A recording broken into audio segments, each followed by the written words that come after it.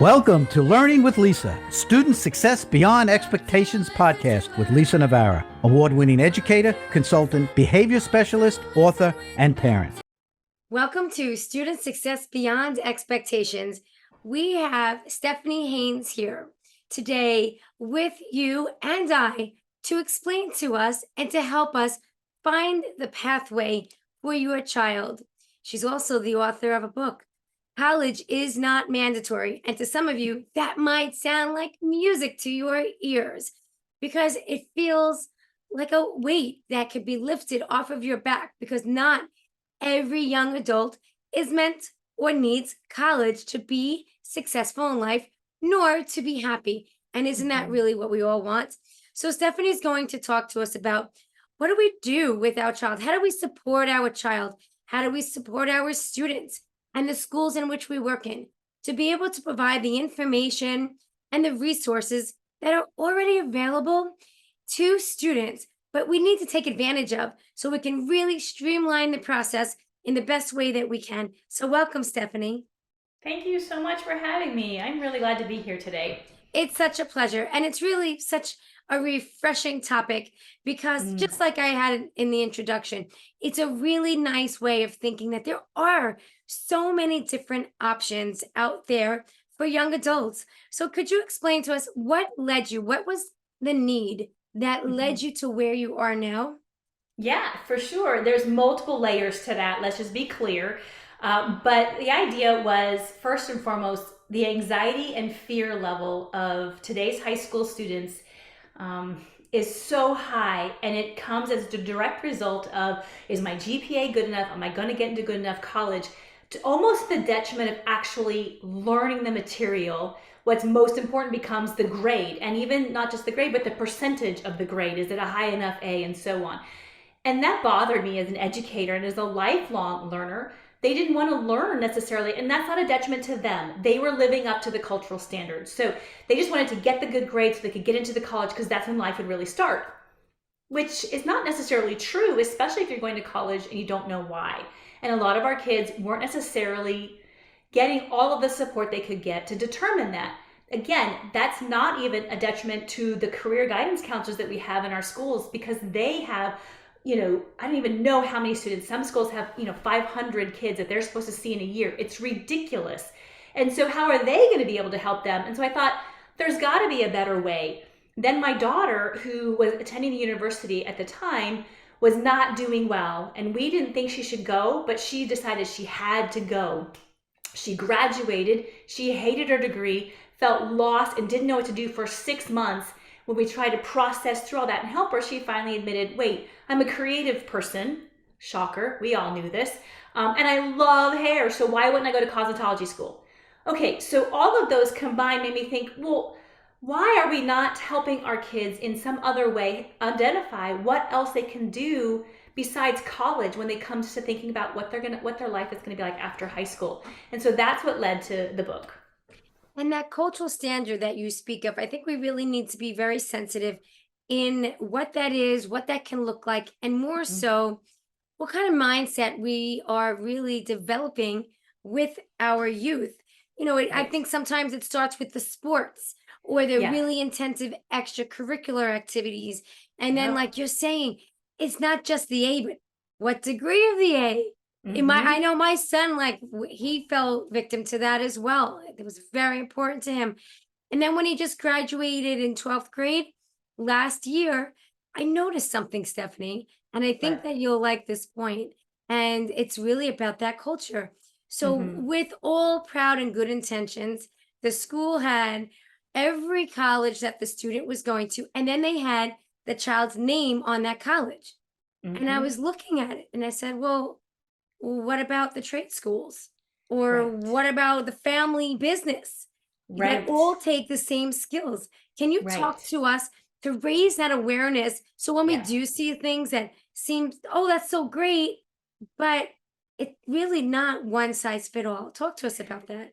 Yeah, you're right. We have college signing days for the student athletes, right? We do have that college announcement as they walk across the stage, what their post-high school plans are. But, I think it's something that has been developing over the last 2, 3 decades, right? When I was in high school in the 80s, and then when I first started teaching in the 90s, college was not a mandatory thing. And over the next couple decades, it became this thing that we all had to do because that's what gave us the white collar jobs, because blue collar was no longer good enough. Well, we'd already had that divide in our culture to begin with. And so if you wanted to get out of whatever poverty you might have found yourself in, or any low income, or if you wanted to get into the highest echelons of income, you had to go to college. So everybody started going. The problem with that thinking is that while it might have worked in that particular time, today's industry does not require that. And today's level of success and income does not require a college degree to achieve it. We can count many examples of people who didn't go to college who are wildly successful because they followed their passions and they built it into something. They worked hard, don't get me wrong. They worked hard, they learned, they did what they needed to do, but they got where they wanted to go because they followed that path. What we have now is such a lack of awareness of what else is out there besides college, that we don't know how to help our kids. And when they say, I don't want to go to college, we kind of panic. Well, okay, then what are you gonna do? And then let's not forget the other cultural part about this. What am I as a parent gonna post on Facebook? What am I gonna say about my kids' college acceptance? And again, this is not a negative on parenting. This is what we've adopted, with what we learn. This is the culture we're a part of. So if we wanna change that, we can do that in several ways. One, we can start empowering our kids to think about what they want by telling them, listen, I'm here to support you. Your job is to figure out what kind of career you want to have after high school. Maybe just for your 20s, maybe 20s into 30s, who knows? But let's talk about those careers, things that you're interested in, and let's find the way to get there that's best for what you want, what we can afford, whatever that looks like. If you're a teacher, then it's stop talking about you have to do this well so you can get into college, because you're going to have to do this when you get into college. Well, okay, yeah, but not everybody's getting to college, and the skills that you're teaching are equally as valid in the professional world. So let's talk about when you step into the career that you're going to step into, no matter what it is, you're going to need to be able to show up on time. You're going to need to be able to make sure your work is up to the level it needs to be. You're going to need to make sure you're holding up your end of the team project. If you can't do those things, no employer is going to hire you. But if you do those things well, this is what can go on your resume, even as a student in high school. We're doing the same end, we're just calling it something different, and we're opening up the doorways for students to choose something beyond just college. And again, I am not against college. I don't think college is a horrible place at all. I think it's amazing when it's the right fit. But if it's not the right fit for what a student wants to do for college, or for their career, then why would we send them there and give them $100,000 worth of debt or more just to say they got a degree? So it's that kind of process that I start thinking through, is what do you really want to do? What's the best pathway for you to get there? And whatever that involves, how do we help you get into that? And to hear the things that Stephanie is saying here, she's talking about the culture. She's talking about that there are concrete ways to really explore and travel, to be able to have those conversations of what you're interested in, what are your life aspirations. And then if you don't know the next step, then Stephanie can actually help you find those next steps. And my take too is, because right now I'm in the, okay, we set up the dorm, here it is, congratulations. And it is very exciting.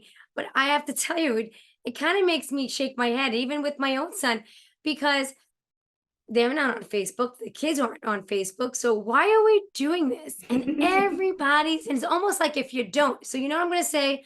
Those parents out there, if your child has not gone to college, but they're going to a trade school, they're walking into the family business, they're working with all those skills that Stephanie had just said, be proud and be just as loud, because what you'll do is you'll infuse in that society that we've created to go, go, go, and up means college. Then you're going to put that splash of other perspective in there that we really need to see. So that way people think of, oh, you know what, let me call Stephanie, because I'm okay with the fact that my daughter doesn't want to go to school. Now she's ambitious, a little lost. We don't know quite where she wants to go. And let's face it, how many kids are like that? Many. You're not the only one experiencing that. Oh, right. Right? So Stephanie, talk to us about that child who might feel lost? They don't know. Yeah. How do you come in? Those are the kids that I love the most because they're not trying to fight something that they're trying to fit into. What they're trying to find is a place that they want to fit. And through the coaching training I've done, I've learned to ask the questions that they have the answers to, they just didn't know it. Most of us know what we want out of life. We just don't know how to get to the place where we can identify it. And so what I would do is work with that child and say, okay, so what kinds of things are important to you? We do a lot of values clarification. We do a lot of personality kind of development. What is it about you that makes you tick? We talk an awful lot about your passions. And some people think passions are just these things that, maybe you can make money from, maybe you can't. But that's not what I ask. I ask, what about the world bugs you? What about your community bugs you? What about the way your surroundings are operating is just not right according to you? I love Those that. are awfully some insightful places for me to say, oh, wait, so everything in those questions, you focused all on the education system. What do you think that is? What do you think is going on in there? We talk a little bit more. I don't have the answers because it's not my life that has to be lived, right? They have to live their life. My job is to figure out how to get them to where they can identify what they really want and then show them this is how it can be done. I had a client who knew 100% she did not want to go to college. It was not on the table. She was not going. Her mom was like, I support this. I just don't know how to help her figure it out. After a series of sessions, she finally admitted what she wanted most was to be the captain of her own charter company, and that she was going to take families around Hawaii to give them the best family vacation memory they could have. Now, that's amazing. She said, but I'll never be able to do it. I said, why? Well, you just don't do those things. I'm like, but aren't there those people who do that already? She said, well, yeah. Well, so we talked through the steps it might take to become that, what education she might need, what training she might need, what income financing and all kinds of things. And she actually built a pathway that started with a gap season program where she traveled to Costa Rica and did just that for 6 months, Amazing. got her master's dive certification, and is thriving now being a charter captain for somebody else on their boat. I mean, come on. So these are the things that we can do. I just think it's important that as parents, we talk about those things that, yes, my daughter's taking a gap season and she's doing this and she's happy. That helps other parents know that it's okay. Right? And here's the thing. If you were to go back and talk to your 17-year-old self, would you be in agreement with your 17-year-old self with what you did? And if for what happened after high school? And if you are, fantastic. You have a very unique story because most of us do not stay in the same thing we said we were going to do when we graduated high school at all. So we can give our kids that benefit and share that wisdom. Like, I thought I was going to do this and I didn't, but go try it anyway because it'll lead you to something else, even if we're not sure about it. We just have to give them the permission to open up and want to explore because ultimately they want to please us as their parents. They want to make sure we're proud of them, and they want their peers and their teachers to think that they're doing something good too. So the adults in their world, we just need to say to them, listen, I want you to build what's important to you. Let me help you do it, and then withhold our judgment when they choose something. You're like, I don't know. Are you sure? Just let them work it out because they'll probably that's one stop on their list of figuring things out as they go. Right. And with that guidance, then they still feel a little bit more secure. They're still moving ahead. They're not getting stuck in that rut, if you will, that our parents really are nail biting about. Like, if they stop, now what? They might not ever go back to trying finding that job. So now that we've spoken a bit about the parent and the child relationship and support and your role within that, talk to us about what you've seen schools can use to help support their students. Yeah, absolutely. One of the best ways that schools can support their students is to first change that language. It's not about college for all, it's career. Let's talk about how we're getting you ready for any future career. That doesn't mean that college is out of the picture. What it means is we're not holding any post-high school training option as the best. What we're doing is we're helping kids identify how they best want to use their skills, aptitudes, and talents in the world to change the world. That's what we're talking about ultimately. And then along the way, let's help them learn all about the different options. You've got a local community college probably really nearby where kids can go for dual enrollment classes and maybe get their associates even before they graduate or right after graduation. Many of the programs at local community colleges are free. So maybe there's a way for kids to be able to move ahead and get some training or certification without having to pay that they didn't even know about. Let's talk about what it might be like to get an apprenticeship. There are a lot of youth apprenticeships across the country. There are a lot of adult apprenticeships too, as well as when you turn 18. What apprenticeships are out there in the companies you might want to work for? Often these are paid, right? Apprenticeships aren't free. Internships can be free, but apprenticeships are paid. And they're worked with a mentor who wants to be there to train you in that industry. Depending on how long it goes, you can have up to 2 years of industry experience and be paid for it. Let's talk about military. What can the military offer you on front lines and non-front lines, right? Because if you think about it, the military is a city unto itself. So everything that exists in a city has to exist on a base. Anything from cosmetology to chef to, mechanic to front line. All of that, right? Well, let's talk about the different trade schools that are around. What else is out there besides the four-year college? Then we can also say, listen, maybe you go there for 18 months and you develop a certification that will get you in gainful employment that you can do part-time while you're finishing up your education at a four-year college, and now you have less debt, right? It really does come down to how creatively can we help these kids understand what's available to them based on the area that they are in, or maybe the area they want to travel to, right? What does that really look like for them?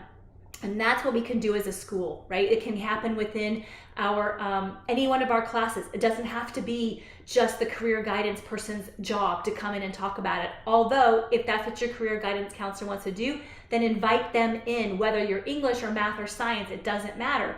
If you have a career and technical education program at your school, have those teachers come in and talk to your classes about what it would be like to have careers in those areas. I know there's a lot of precious time that needs to be spent on teaching subject matter. I get it. But there can be 10, 15, 20 minutes of introduction of a career on a regular basis in your classrooms, and you'll still be fine. Right? As a classroom educator, I can do it. I know you can do it. It can happen. It's going to be okay. I promise you. Right? And then you can also think about what other industries are in your area. What problems are they experiencing? And this is where real world relevance becomes classroom work, right? So we're talking a lot about the terminology relevance in education right now. This generation is asking, why are we doing what we've been doing? Why are we still educating the way we're doing? What is that all about? Well, now if we look around at our industry and our area and say, well, what problems are they facing? Maybe we can collaborate with other teachers and create a solution to that problem using the subject matter we have to master. Now it's really relevant, and there's a reason, and oh my goodness, they might have to present it to somebody in a company. How cool might that be? There's a lot of different things we can do that won't add extra work to us as educators, and instead will empower our students to really want to learn, which is what we really want anyway. And it could be very exciting. And I agree that especially those special area teachers where, maybe like you mentioned, the English or math is not a typical thing where you would have your guidance counselor or someone come in to talk about careers, because maybe your school district already has a survey or a conversation or a program where they kind of find out and they answer some questions. I know I've done this too, and just to see what their preferences are. But if you're that educator that kids open up to, and you've got more than one that is saying, I want to do this, I want to do this. I think Stephanie's idea of having somebody come in and talk about it to your class, even if it's just that class that year, you're expanding your mind and really yourself as a resource provider for your own students. Absolutely. And you got to think too that what we know about what's available in careers, our students may not have any idea about, because you really only choose from what you know.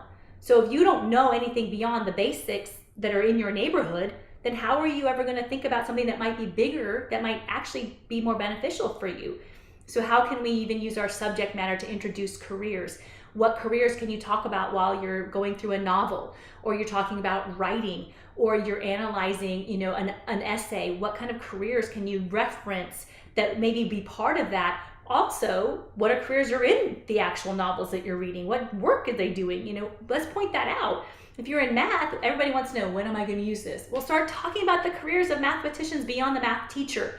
Where else is math used? It's used in everyday life. You and I as adults out of high school know this, but they don't. They have no idea. Same with science. They don't know that science is a factor in everything from developing cosmetics to clothing to all kinds of, they don't know these things. So how can we help them recognize that our subject matter is not just to get that letter grade, to get that GPA, to get into that college that they don't even know why they're going to? You know what? I just think that's very profound, because there really hasn't been an emphasis for us educators to be talking about it, or really shaping our own mind and how can we infuse this. Now, I know from the elementary level, and Stephanie's so cute. I mean, they have a transition, right? So they have to say, every year they draw a picture and they write a line. What is it that they want to be? And sometimes it's really wild, because that caretaker in your classroom, she wants to be the nurse, or, he wants to be the doctor. And it's like, wow, I could see it. And you're only in like second grade, Right. And then you go back and they want it to be the same thing in first grade. And I think that's really very insightful. Yeah. But then you've got this student who's like, oh, wait a second. Yeah, I want to be an art teacher too, because that looks really cool. And I know my friends, they want to be art teachers. And yeah, the art teacher, Miss Montillo, she's awesome. So I want to be like her. So then they kind of get on this bandwagon. So if we can see that, how excited that kids get even at a young age talking about what they want to do with their life, then maybe that can help us to have Stephanie's words resonate when we are teaching. And even if we've never thought about having those moments to enlighten or infuse and integrate different types of careers while we are teaching the curriculum, maybe that can spark a little bit of inspiration for all of you out there. Well, absolutely. And even as a parent, if you think about all the things that you might do with your child in a day, think about a summer day, maybe you start off going to the park. Well, who maintains those parks? Who designs those parks? Who makes sure those parks are protected? There are careers associated with that park. When you head to the grocery store, who made sure the food was in there? Who made the food? How did it get there? Who runs it? What kinds of things can you start talking about? When you go to the doctor's office, who was at the front? Who greeted you? What did they do? What does the person do with the nurse? What does the doctor do? What does the physician's assistant do? What are those things about? When you're out at the beach and you're watching people, what does a lifeguard do? I mean, it can be very simple, and just exposing your kids and making them aware of what else is around them. Even if you don't feel like you know enough, that's okay. Just start with where you're at and then encourage them to say, well, what do you think it'd be like if you did that? Would you like to do that kind of thing? And you'll get a good feel for your children, whether they want to be, like you said, a caretaker, or maybe they want to work behind the scenes, or maybe they want to be some kind of design person, whether it's clothes or machines or roller coasters or cars or whatever. Maybe like to fix things. If your kid likes to take things apart all the time, don't get mad. Keep getting them junk stuff to take apart, because there's something in there they want to learn. Those are the kinds of things that we can kind of do as parents as well, as educators in and outside the classroom. Having those conversations, asking those questions, really pointing out and highlighting what this person did, and on everyday life, everyday appointments, everyday stores and interactions can really help to guide, from what I'm hearing, your child and also your students. So that way, when it comes to 11th grade, they're not like, oh yeah, so I got to figure this out now. Right. Right. That's the worst, because then panic sets in, right? They're like, oh my gosh, I only have a year now. I've left of high school. What am I going to do with my life? And then it gets so overwhelming, they shut down. It's not a good place for anybody to be, because they feel like they have to have it figured out by the time they graduate high school. But that's just not true. You just have to have the next step figured out. After that, you'll figure out what's next. Talk to us to the teacher who doesn't really have much experience with, not knowing really what to say. But I mean, I've seen this a lot too. So we have students who want to be fashion designers, or these famous YouTubers, or, just something that seems so out of realistic reach. So what do you say? What do you do in that kind Yeah. of situation? That's a really, really great question, because at first outset, we're like, how are you ever going to do that? I mean, we're adults. We have this perspective of wisdom, of experience, of like, it's not very common. Okay. But if we tell them that, then the resentment builds against us, and we create an opportunity for them to feel that they're not good enough, which is not our intent at all. But if we say to them, okay, if that's what you want to do, what do you need to do to get there? What steps do you need to take? What's the first thing you need to do after that? What training do you need? What equipment do you need? What investments do you need? If you want to be the top fashion designers, how did the top fashion designers get there? What do you know about them? What would your competition be like? Ask them those questions and make them do the research. You'll learn really quick about whether or not they actually want to have that career, or if they're just dreaming about it. They say, I want to be the best fashion designer. Okay, who is that today? What happened? How did they get there? Go research them. Go ask for an interview with them, just an informational interview. Can I talk to you about your pathway? I tell you, adults love it when kids call them and ask, how did you get where you are? Yeah. Reach out to them wherever. Those are things that we can encourage our kids to do, students and as parents, so that they own it and not us. Right. And you see how Stephanie's making it very concrete. Now, suddenly we have questions to ask that lead to the who. Who's your inspiration in that field? And then the how will you get there? And then maybe I'm always about the why. So why do you want to be there? Really, really important, insightful answers to be gained from the student. What great conversation this is. What comes to mind, Stephanie? Share something with us that, whether it be that I don't know, student or parent that is a big block, or that they just blossomed. Share with us something that inspired you during your line of work. So, my daughter, and I have a lot of clients, but my daughter, she struggled a lot in school. School was not her thing. She's now going to be almost 25. And she's in cosmetology school after finishing a degree. But it took her a while to get there.